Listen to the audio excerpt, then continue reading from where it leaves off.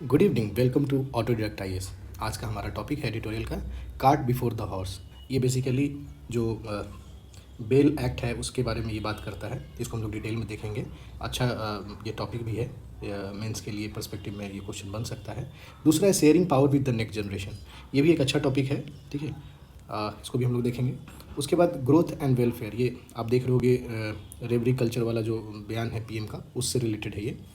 और उसके बाद है इंडियाज़ क्लाइमेट इम्परेटिव। इसमें क्लाइमेट कैसे जो क्लाइमेट कैटास्ट्रॉफिक है या एक्सट्रीम इवेंट जिसको बोलते हैं, वो कैसे इम्पैक्ट कर रहा है इंडिया को। और इंडिया में उसको आज भी नेचुरल उसको मानते हैं, जबकि वो है ह्यूमन इंड्यूस। तो इसमें ये डेटा वगैरह दे के बताया गया है इसमें। तो ये चार है, इसको हम लोग आज देखेंगे। एक और चीज़ है इसमें जो एक टर्म हम लोग को यूज़ करना है, किया हुआ है, तो उसको भी हम लोग देखेंगे आज। तो उसको हम लोग पहले ही यहाँ क्लैरिफाई कर लेते हैं। तो यह पॉपुलिज्म का है। पॉपुलिज्म का मतलब होता है if you feel that ordinary working people should have the strongest political voice you can say you believe in the populism, ठीक है। The political doctrine that support the right and power of the common people in their struggle with the privilege elite. याद रखिएगा, in the struggle with the privilege elite. ये दो जगह use है। एक तो आपका जो रेवरी कल्चर है वहाँ पे भी यूज़ किया हुआ है, और एक sharing power with the next generation है, वहाँ पे भी यूज़ किया हुआ है। तो दोनों जगह पे किस सेंस में है उसको आपको ध्यान रखना है, जो हम लोग आगे जब देखेंगे इसमें आपको ये माइंड में रखना चाहिए। रहेगा तो आपको फ़ायदा होगा। चलिए फिर हम लोग टॉपिक स्टार्ट करते हैं। चलिए, हमारा अगला टॉपिक है cart before the horse. Police should not arrest first and then fish for a possible offence. Basically ये टॉपिक हमारा है बेल लॉ के बारे में। अभी हाल फिलहाल में देखे होंगे बहुत सारा कंट्रोवर्सी है बेल से के रिगार्डिंग है, ठीक है। तीस्ता शीतलवार हो, अभी ऑल्ट न्यूज़ वाले जो संपादक हैं वो, या फिर जी न्यूज़ वाले थे, वो भी केस, बहुत सारे केस हैं। और बहुत सारे जो पत्रकार हैं उसको भी, ये सबको बेल ना नहीं दिया जाता है। जबकि बेसिक लॉ है हमारा, bail is the rule and its denial is exception. ये बेसिक में रूल में आता है, लेकिन ऐसा हमको देखने को नहीं मिलता है। अच्छा, एक केस और था, नुपुर शर्मा का केस था, उसमें भी आप देखे होंगे। तो अलग अलग केस में अलग अलग तरीका से बिहेव हुआ। इनकन्सिस्टेंसी देखने को मिला बेल के केस में। जैसे कौन किसको बेल मिलेगा, किसको डिनाई होगा और किस स्टेज पे मिलेगा, ठीक। तो इससे ये जो आप देख रहे हो, तो ये सारा जो कंट्रोवर्सी है, इनकन्सिस्टेंसी है, इसी को लेकर जो ये राइटर है, ये इनको दो चीज़ अच्छा लगा। एक तो हाल फिलहाल में जुडिशियल ऑर्डर, और दूसरा जो है आपका स्पीच, जो आपका सीबीआई का सीजेआई, सॉरी ये सीजेआई है, चीफ जस्टिस ऑफ इंडिया का जो स्पीच है उसका, ये दोनों को ये पॉजिटिव वे में रखते हैं बेल लॉ के रिलेशन में। तो सीजेआई का स्पीच से क्या, सीजेआई का जो स्पीच हुआ उसमें क्या क्या कंसर्न था वो इसमें दिखाया गया। कि वो बोलते हैं कि हेस्टी अरेस्ट नहीं कीजिए। हेस्टी अरेस्ट जो है आपका पर्सनल लिबर्टी पे को इंजर करता है, ठीक है। दूसरा कि आप जो हर्डल क्रिएट करते हो कि सस्पेक्ट को बेल ना मिले, ये भी एक कंसर्न के रूप में देखा गया है। या फिर उसका जो अंडर ट्रायल है, बहुत दिन तक अंडर ट्रायल जो है, प्रोलॉन्ग अंडर ट्रायल, ये भी एक कंसर्न देख रहे थे सीजीआई। उसके बाद ये भी रिजीम जो पावर यूज़ कर रहा है अगेंस्ट जो क्रिटिसाइज कर रहा है उसके अगेंस्ट में, या एक्टिविस्ट है उसके अगेंस्ट में, या पॉलिटिकली अलाइन नहीं है जो पावर अभी कैरी किए हुए है, तो वो भी सही नहीं है। आप क्रैक डाउन नहीं कर सकते, ठीक है। एक तो ये स्पीच में आया। दूसरा यहाँ पे जुडिशियल ऑर्डर है, ठीक है। जुडिशियल ऑर्डर में क्या है, सत्येंद्र कुमार अंतल वर्सेस सीबीआई का ये अभी हाल फिलहाल में जजमेंट आया है, 2022 का ही जजमेंट है। तो इसमें ये जजमेंट क्या करता है कि ग्रांटिंग बेल को ये गाइडलाइन एक इशू करता है कि बेल कैसे मिलना चाहिए, ठीक है। इसमें गाइडलाइन में ये कहा जाता है कि अरेस्ट जो है, नो अरेस्ट ड्यूरिंग इन्वेस्टिगेशन, ठीक है, अरेस्ट नहीं होना चाहिए। और दूसरा जो एक्यूज्ड है उसको कॉपरेट करना चाहिए थ्रू आउट द इन्वेस्टिगेशन, ठीक है। अगर नहीं करता है तो फिर जो ये गाइडलाइन है उस पर नहीं लागू होगा। इसमें और भी है कि अलग अलग तरीक़ा से जो केस जो क्राइम है उसको 4 भाग में बांटते हैं। खैर अभी यहाँ हमको उसका ज़रूरत नहीं है, ठीक है। इसके अलावा एक तो गाइडलाइन दिए और दूसरा एक डिस्पोजल का टाइम लिमिट सेट किए कि बेल और जो एंटिसिपेटरी बेल है कब तक मिलना चाहिए, तो एक टाइम लिमिट भी सेट करने वाला है। ये भी एक इम्पॉर्टेंट चीज़ है। इसके बाद arrest must be made only, कब अरेस्ट आप कर सकते हो उसके बारे में भी बताएं कि अगर एक्चुअल में रिक्वायरमेंट है तब, या ऐसा लगे कि भाई जो एक्यूज्ड है वो जुडिशरी से भागना चाह रहा है, ठीक है, या एविडेंस को टेम्पर करने वाला है, तो ये 3 कंडीशन में आप उसको अरेस्ट कर सकते हो, ठीक है।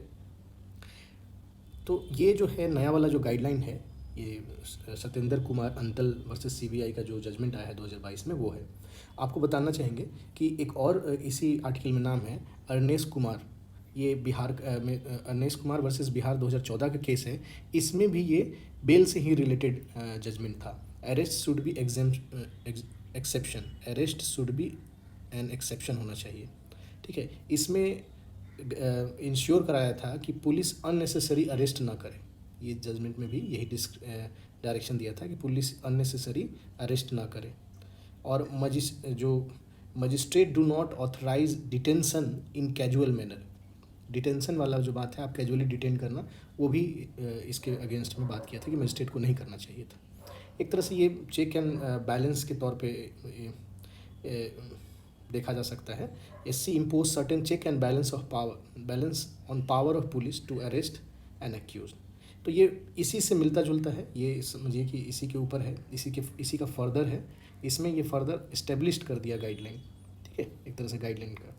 तो ये 2 चीज़ है, एक तो CJI का स्पीच और जुडिशियल ऑर्डर, जो कि आपको इसमें बेल से रिलेटेड लॉ को इम्पैक्ट कर सकता है। एक चीज़ और जानना होगा कि हमारा कोड ऑफ क्रिमिनल प्रोसीड्योर जो है सेक्शन 41 और 41A भी हमारा बेल से रिलेटेड, अरेस्ट और बेल वाला से रिलेटेड ही है। 41 में बात किया जाता है इफ़ अगर पुलिस अगर अरेस्ट करती है तो उसमें उसको रीज़न देना पड़ेगा।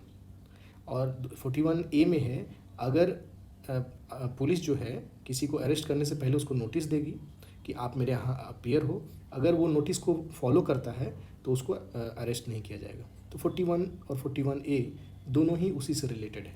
तो ये 3 पर्सपेक्टिव आपको ध्यान में रखना होगा। CJI का स्पीच, जुडिशियल ऑर्डर में भी सत्येंद्र कुमार अंतल का जो है केस, इसको याद रखिएगा। उसके बाद कोड ऑफ क्रिमिनल प्रोसीड्योर जो सेक्शन 41 और 41A है उससे। इसी में जो फर्दर जो राइटर है ये बात बोलते हैं कि क्या डिलेमा है कि जो कोर्ट है जो ये तो बात कर रहा है कि लिबर्टी का और जो इंडिस्क्रिमिनेशन अरेस्ट के लिए बात कर रहा है, लेकिन ये क्या करता है रूटीनली, हमें अधिकांशतः देखोगे कि डिनाइल ऑफ बेल या पोस्टपोन करेगा बेल हियरिंग को, ये कर रहा है।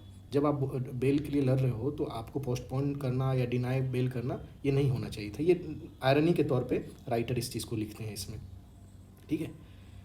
इसी के साथ एक चीज़ और है आगे इसी में कि मजिस्ट्रेट का जो कंडीशन है, जो मजिस्ट्रेट जो काम करता है उसमें ऐसा लगता है कि मैकेनिकल रिमांड के लिए ऑथराइज है कि नहीं, इसको रिमांड में देना ही चाहिए। और अगर बेल के लिए अगर कोई मांगा बेल और प्रोसिक्यूटर अपोज कर दिया तो डिनाइल ऑफ बेल भी मिल जाता है, ठीक है। तो इसीलिए इसमें ये आगे चल के ये भी बोलते हैं, तो हमको ये ज़रूरी है कि हमको दोबारा मजिस्ट्रेसी जो है, state of magistracy also required overall, दोबारा इस पर रीचेक करना होगा, इसको दोबारा देखना चाहिए, ठीक है। इसी चीज़ को देखते हुए जो ये हमारा जो अभी हाल फिलहाल में जो जजमेंट आया है उसको अगर आप देखोगे तो ये कोर्ट जो क्लियर कर दिया है कि जो court has made it clear that bail can be considered, कब कब कंसीडर हो सकता है, even without formal application at the stage of production of before the court के आने से पहले भी आप एक्सेप्ट कर सकते हो, या जब वारंट समन होता है, जब समन जारी होता है या वारंट जारी होता है उस समय में भी आप इसको अलाउ कर सकते हो, ठीक है। यहाँ पे एक चीज़ और है जो जानने वाली बात है कि इतना कंट्रोवर्सी होने के बाद भी ये एक तरह से आप कह सकते हो जजमेंट जो है एक फेवर ऑफ जो वर्डिक्ट था in favour of granting bail and laying down construction guideline for arrest. एक तरह से आप ये कह सकते हो कि जुडिशियरी जो है एक सेपरेट बेल एक्ट की तरफ जा रहा है जो कि स्ट्रीमलाइन करेगा बेल प्रोसेस को, ठीक है। इसमें लास्ट में यही लाइन से कंक्लूड करते हैं जो राइटर हैं कि जैसे आप देखते हो कि पुलिस पहले अरेस्ट कर लेती है, उसके बाद फिर डिसाइड करती है कि इस पर कौन सा ऑफेंस डाला जाए। तो ऐसा ना होना चाहिए, इसको भी एंड शुड बी एंडेड। ठीक है, तो इसमें ये ध्यान रखिएगा। और ये टॉपिक भी इंपॉर्टेंट है, अरेस्ट से रिलेटेड बहुत न्यूज़ में भी रहा है, 1-2 महीना से न्यूज़ में है, तो इसीलिए ज़रूरी है कुछ जो इंटीग्रिटी है वो आपको ध्यान में रखना पड़ेगा। मेंस राइटिंग में आपके लिए फ़ायदेमंद होगा। ठीक है, चलिए अगला टॉपिक है sharing power with next generation. ठीक है, तो इसमें बेसिकली जो राइटर हैं जो स्टार्ट करते हैं कि अभी प्रेजेंट सिनेरियो में क्या वर्ल्ड ऑर्डर में क्या चल रहा है, और वो स्टार्ट करते हैं सेकेंड वर्ल्ड वार से कि सेकेंड वर्ल्ड वार जब होता है, सेकेंड वर्ल्ड वार जब होगा, सेकेंड वर्ल्ड वार के बाद क्या देखने को मिलता है। सेकेंड वर्ल्ड वार है, इसके बाद आप देखते हो कि basic institution global institution form होता है, ग्लोबल इंस्टीट्यूशन फॉर्म होता है। और ये ग्लोबल इंस्टीट्यूशन आप जानते हो 2 इंस्टीट्यूशन जो मेजर इंस्टीट्यूशन थे, एक तो यूएन आप जानते हो और दूसरा आपका ब्रिटेन वुड इंस्टीट्यूशन मतलब आपका वर्ल्ड बैंक है और दूसरा आपका आईएमएफ है। ठीक है, तो वर्ल्ड बैंक और आईएमएफ इसका आपको पता ही है, ये न्यूयॉर्क में इसका है और इसका जो है वाशिंगटन डीसी में। ठीक है, तो जो वर्ल्ड वार के बाद वाला जो विक्ट्रियस थे वो उन्हीं का राज है इस पर। ठीक है, आप देख लो यूएन में जो है P5। ठीक है, और ये इसमें आप जाओगे तो इसमें भी किसका अपर हैंड होता है, या तो यूएसए का या तो यूरोप का। जो अपॉइंटमेंट होता है टॉप का ये इसी के यहाँ से होता है, यूएसए या यूरोपियन के यहाँ। ठीक है, तो ये बात इसमें इस शुरुआत में ये बताते हैं। और फिर अभी हम लोग अब प्रेजेंट सिचुएशन पे आते हैं कि सेकेंड वर्ल्ड वार हुआ, इंस्टीट्यूशन फॉर्मेशन हुआ। ठीक है, बीच में ये और भी बताते हैं कि G7 G20 ये सब भी फॉर्मेशन होगा, वो बाद में हम लोग इसको इंक्लूड करेंगे। लेकिन यहाँ पे जो मेजर है ये अभी रसिया एंड यूक्रेन वार जो है इसके बाद क्या कंडीशन दिख रहा है। तो यहाँ आपको देखने को मिलेगा कि भाई जो ये इंस्टीट्यूशन ये जो फॉर्म हुआ था यहाँ पे ये अभी होता हुआ दिखा रहा है ना। इंस्टीट्यूशन जो है ये फेल हो चुका है। ठीक है, दूसरा आपको और क्या कंडीशन है अभी वर्ल्ड ऑर्डर में। एक तो इंस्टीट्यूशन फेल हो गया क्योंकि इस इंस्टीट्यूशन जब फॉर्म हुआ था इसका था कि पीस बहाल करना, जो ग्लोबल ऑर्डर जो ग्लोबली जो प्रॉब्लम है उसको रिजॉल्व करना, लेकिन ये दोनों में ही फेल हो चुका है। एक तो ये वर्ल्ड जो वार हो रही है उसमें भी ये कुछ नहीं कर पाए। क्लाइमेट चेंज जो हो रहा है, क्लाइमेट चेंज है उस पर भी कुछ काम नहीं कर पाए। ठीक है, तो ये इसी चीज़ को ये बताना चाह रहे हैं कि जब ये प्रॉब्लम आ रही है तो फिर इसको ओवरकम करने के लिए न्यू कंसेप्ट भी आ रहा है। ठीक है, यहीं पे एक चीज़ और बताते हैं कि इसी एरिया में अभी के एरा में एक चीज़ और इमर्ज हो रहा है कि जो आप साइंस टेक का बात करते हो, टेक्नोलॉजी का बात करते हो, साइंस का, ठीक है, साइंस का बात करते हो, तो ये साइंस ऐसा नहीं है कि ये हमारा सोल्यूशन लेकर आता है। नो डाउट जो टेक्नोलॉजी है वो हमको पहले क्या करेगा, ये प्रोडक्शन करेगा और पहले क्या करेगा, रिसोर्स को दोहन करेगा और दोहन करने के बाद प्रॉब्लम क्रिएट करेगा और यही प्रॉब्लम के लिए फिर से टेक्नोलॉजी बनाएगा। ठीक है, और ये जो टेक्नोलॉजी बनेगा, नया टेक्नोलॉजी बनेगा, न्यू टेक्नोलॉजी, इससे क्या होगा, जो टेक्नोलॉजी अर्न कर रहा है उसको ही फ़ायदा होने वाला है।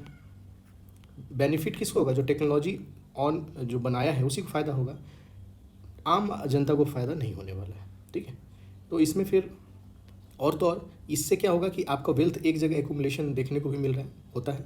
तो ये एक तरह से इनइक्वालिटी को भी बढ़ा रहा है।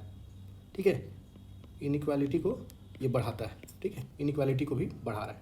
इसके बाद आपका अगला क्या है, इसमें जो बात करते हैं कि ये जो प्रॉब्लम है वो जो आप देख रहे हो कि या तो आप बात करो कि इंस्टीट्यूशन फेल का बात करो, या क्लाइमेट चेंज का बात करो, या फिर आपका इंक्रीजिंग इनइक्वालिटी का बात करो। ठीक है, तो ये सारा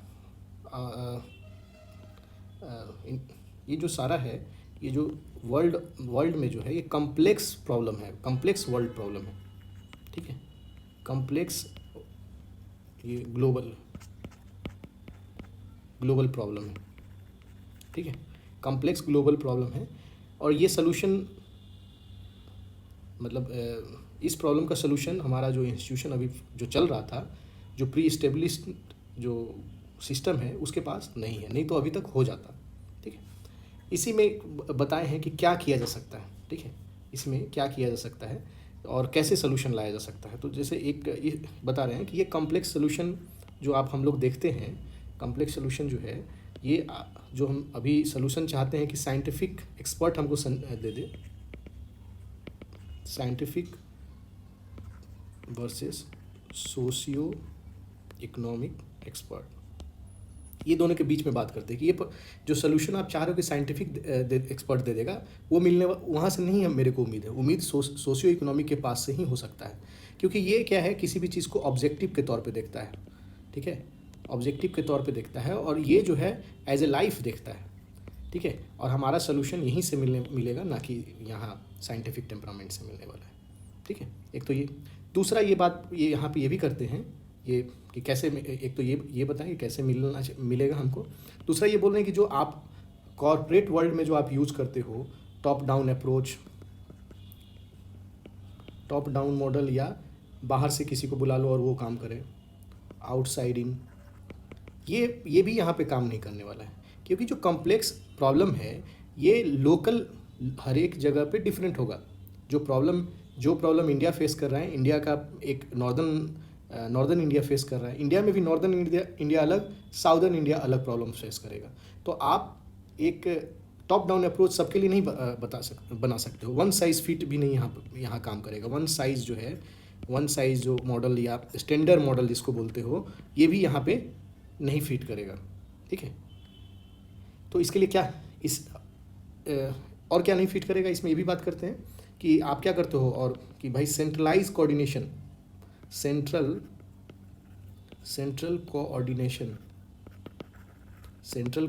मॉडल जो यूज़ करते हो, ये भी यहाँ पे फ़ायदा नहीं करने वाला है, ठीक है। ये भी यहाँ पे नहीं फ़ायदा करेगा, इससे आपको आंसर नहीं मिलने वाला है, ठीक है।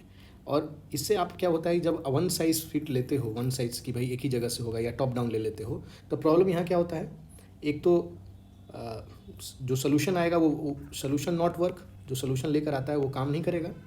और दूसरा आपको क्या मिलेगा इसमें कि जो ट्रस्ट है, ट्रस्ट ब्रेक, ये किसके बीच में ब्रेक होगा, ट्रस्ट ब्रेक, जो हमारा जो लीडर है जो आम जनता है उसके बीच में। और ये आपको क्या देगा, ये फर्दर जनरेट कर देता है एक पॉपुलिज्म को इंक्रीज़ करेगा, ठीक है। रिवोल्ट बढ़ा देगा जो प्री एस्टेब्लिश्ड जो हमारा आइडिया और ऑर्डर है उसके प्रति, ठीक है। क्यों पॉपुलिज्म मतलब होता है कि जो गवर्नमेंट है उसके प्रति जो आम जनता है उसको अगेंस्ट कर देना, कि नहीं, ये मेरा जो अभी जो गवर्नमेंट काम कर रही है वो मेरे लिए नहीं काम कर रही है, ठीक है ना, पॉपुलिज्म, ठीक है। इसके बाद ये वाला यहाँ तो ये बताएं, इसी चीज़ को समझाने के लिए बताएं कि भाई आप जो यूएन का सस्टेनेबल डेवलपमेंट गोल जो है 17, ये दिखता तो ये सारा का सारा जो है वो कॉम्प्लेक्स प्रॉब्लम का ही सोल्यूशन के लिए बात कर रहा है, कॉम्प्लेक्स प्रॉब्लम है ना। और ये सारा प्रॉब्लम जो है, ये 17 जो हमको अचीव करना है, वो सारे जगह पे डिफरेंट है, डिफरेंट फॉर्म में, डिफरेंट एरिया में, है ना, डिफरेंट फॉर्म में और डिफरेंट एरिया में, ठीक है। और ये क्या सेंट्रली मैनेज हो सकता है, सेंट्रली कोई आदमी जो एक बनाए प्रोग्राम और उसको इम्प्लीमेंट करा दे, ऐसा पॉसिबल नहीं है, सेंट्रली ये नहीं होने वाला है, ठीक है। तो इससे ये जो प्रॉब्लम है, जैसे इसको रिज़ॉल्व कैसे किया जाए, ठीक है ना। तो रिज़ॉल्व करने का बात ये कह रहे हैं कि इसको रिज़ॉल्व इस तरह से कर सकते हो आप, कि जो मेरा हेडिंग है उसी को हम बाद में अभी इसको कनेक्ट करेंगे, कि अभी ज़रूरत है हमको जो पुराना हम लोग जो यूज़ करते थे उससे थोड़ा बदलें। पुराना जो कोई भी प्रॉब्लम का हमको सोल्यूशन कहाँ से मिलता था, हमारा एल्डर देता था यंगर को, एल्डर बताता था और यंगर उसको फॉलो करता था। अब बोलता है नहीं, अब यंगर जो है, जो यूथ जो है वो डिसाइड करे कि इसको कैसा चाहिए। अब यहाँ से सोल्यूशन मिलना चाहिए, ना कि सोल्यूशन ये दे, क्योंकि अगर ये सोल्यूशन देगा या इसका जो अप्रोच है वो अगर यूथ अप्लाई करेगा तो फिर वो नया सोल्यूशन का नहीं दे सकता ना, प्रॉब्लम का रिजॉल्व नहीं करा पाएगा, क्योंकि जो प्रॉब्लम क्रिएट ही हुआ है यहीं से, ठीक है। ये बात यहाँ ये बोल रहे हैं, तो ये बोल रहे हैं कि एक तो ये बात है कि यंगर वाला, और दूसरा यहाँ पे जो बात कर रहे थे कि जो कॉम्प्लेक्स प्रॉब्लम है, डिफरेंट फॉर्म डिफरेंट एरिया में दिखता है, तो इसका लोकल सोल्यूशन के लिए बात करते हैं। लोकल सोल्यूशन चाहिए, ठीक है, ग्लोबल सोल्यूशन नहीं, लोकल सोल्यूशन से ही सारे वही सारा लोकल ही सोल्यूशन चाहिए, तभी जाकर एक बड़ा प्रॉब्लम सॉल्व हो सकता है।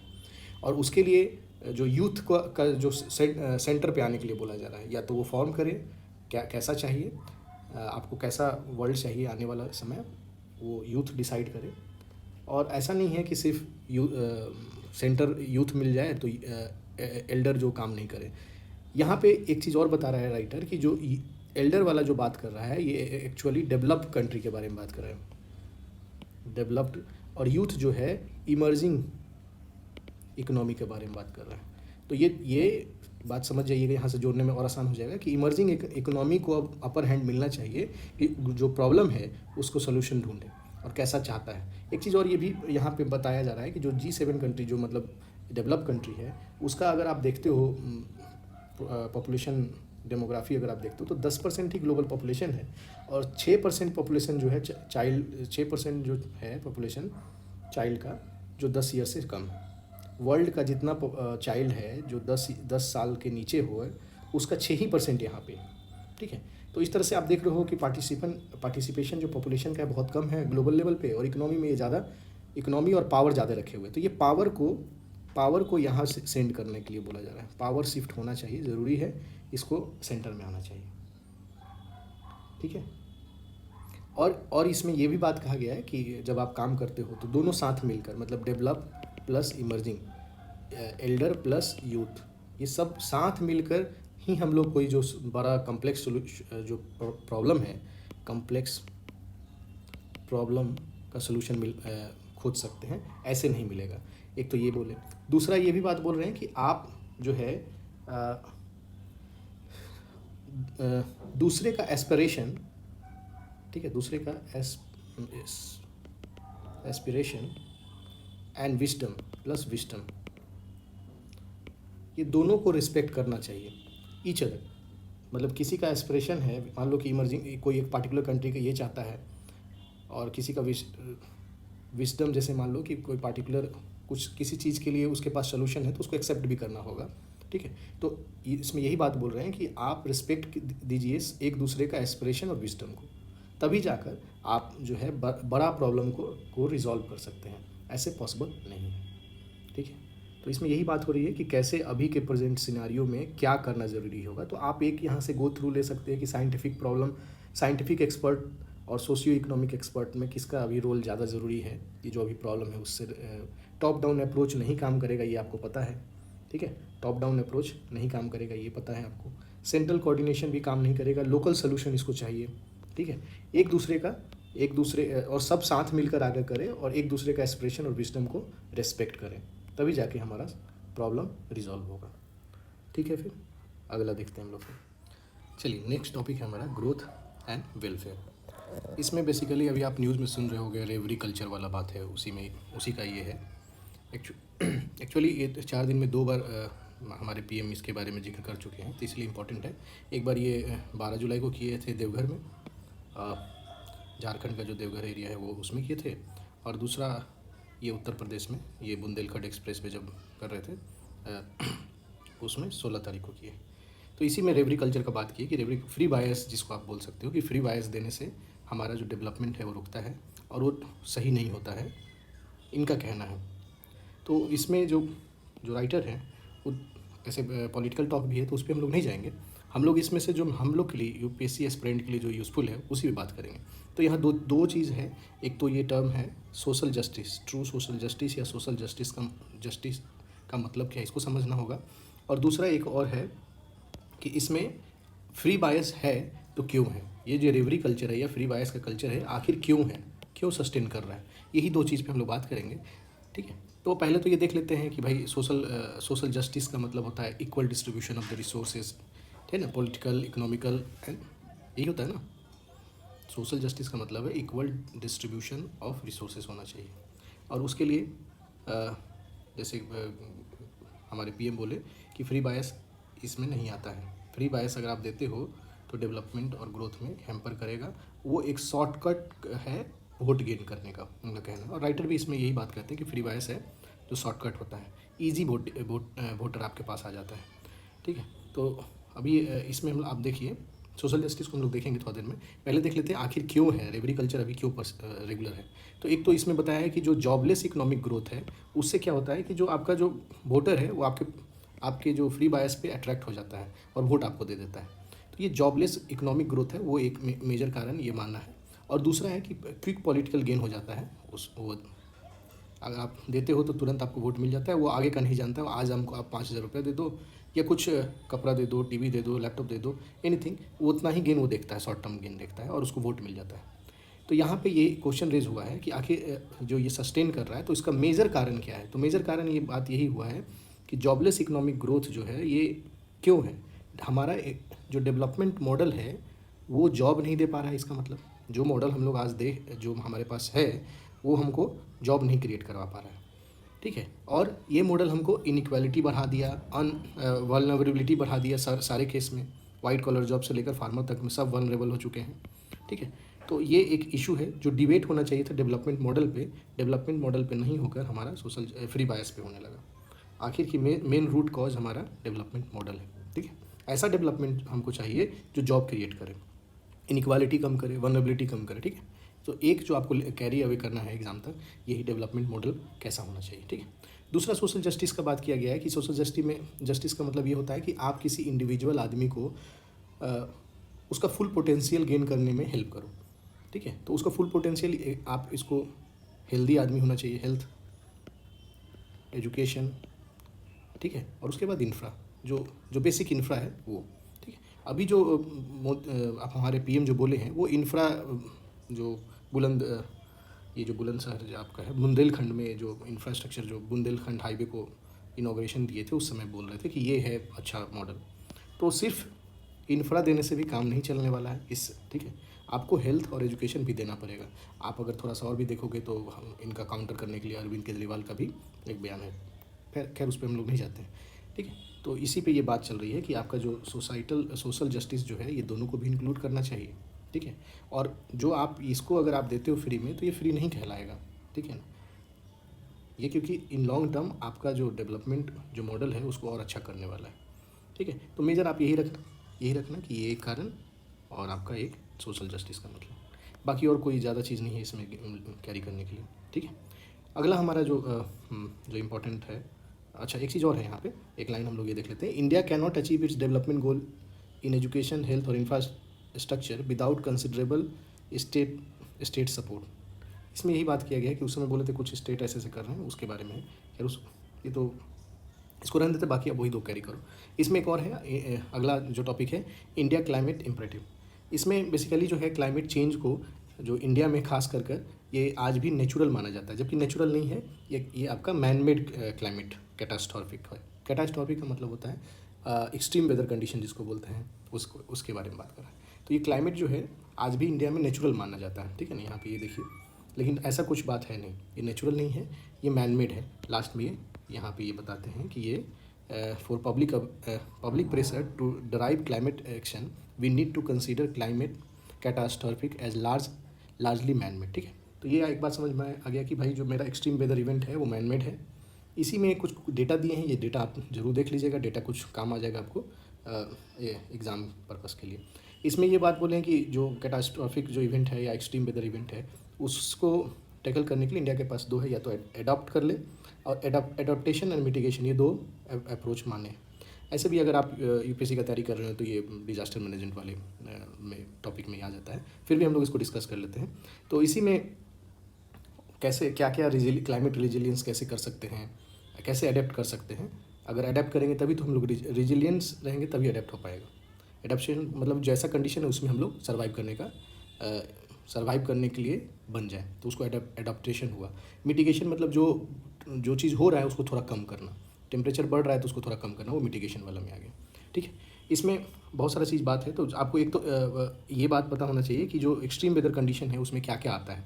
तो एक्सट्रीम वेदर में आपको एक तो आप देखे होंगे कि ड्राउट हो गया, ड्राउट एंड फ्लड हो जाएगा, ठीक है। हीट वेव हो जाएगा, उसके बाद जो शीतलहरी होता है वो भी हो जाएगा, कोल्ड वेव भी हो जाएगा, ठीक ठीक है। उसके बाद साइक्लोन हो जाएगा, ठीक। इसके बाद लैंडस्लाइड भी हो जाएगा, हाँ। और उसके बाद जो क्या बोलते हैं उसको, डैम कोलैप्स वगैरह, ये सब भी इसमें आ जाएगा मैन मेड वाले में, ठीक। तो ये सारा चीज़ आता है आपको एक्सट्रीम वेदर कंडीशन वाले में। तो इसको कैसे रिजिलियंस बनाने का क्या बात किया गया है, तो इसमें एक पहला बात इसमें ये किया गया है कि यहाँ पे देखिएगा हीट वेव क्यों होता है, तो भाई डिफॉरेस्टेशन है, तो आप एफॉरेस्टेशन करिए, क्लाइमेट रिजिलियंट क्रॉप को प्रमोट कीजिए, फंड ट्रांसफ़र कराइए फार्मर को, जिससे कि वो प्लांट और ज़्यादा से ज़्यादा लगा सके और क्लाइमेट रिजिलियंट जो इंफ्रास्ट्रक्चर है उसको जनरेट कर सके, ठीक है। और इसी में क्लाइमेट रिजिलियंस एग्रीकल्चर का मतलब होता है crop diversification, local food production और क्रॉप इंश्योरेंस इसमें आएगा, ठीक है। इसके बाद और भी इसमें ये बात की है कि जैसे फ्लड और स्टॉर्म वाला जो कंडीशन है उसको, उससे बचने के लिए आपको एक काम करना पड़ेगा कि फ्लड जोन मैपिंग करवाना पड़ेगा। अगर कुछ आप बना रहे हो, प्रोजेक्ट बना रहे हो, तो उसका इन्वायरमेंट इम्पैक्ट असेसमेंट करना पड़ेगा कि ये बना रहे तो इसका क्या फ़ायदा हुआ, अगर कुछ ख़राब असर पड़ रहा है तो उसको रिकॉल करना पड़ेगा, ठीक है। इसके बाद आपका जो घर वगैरह इंफ्रास्ट्रक्चर बनना चाहिए वो फ्लड रेसिस्टेंस बनना चाहिए। 2015 में जो चेन्नई में बाढ़ आया था उसमें ये चीज़ खुलासा और ज़्यादा हो गया था, कैसे चेन्नई का पूरा जो अर्बन एरिया है कैसे फ्लड से प्रभावित हो गया था, ठीक है। तो इसके बाद है एडॉप्ट करने के लिए, एडॉप्ट करने का क्या क्या तरीका हो सकता है। तो आप एडॉप्ट में एडॉप्टेशन से आप क्या कर सकते हो, सिर्फ ये बात किया गया कि एडेप्टेशन से काम नहीं चलेगा, आपको मिटिगेशन भी काम करना पड़ेगा, है ना।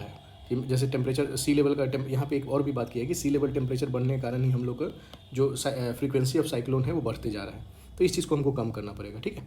इसके बाद आपका उसके अलावा जो हमारा जो ये सी टेम्परेचर ना बढ़े उसके लिए फॉसिल फ्यूल जो है उसको कम करिए, ये ठीक है।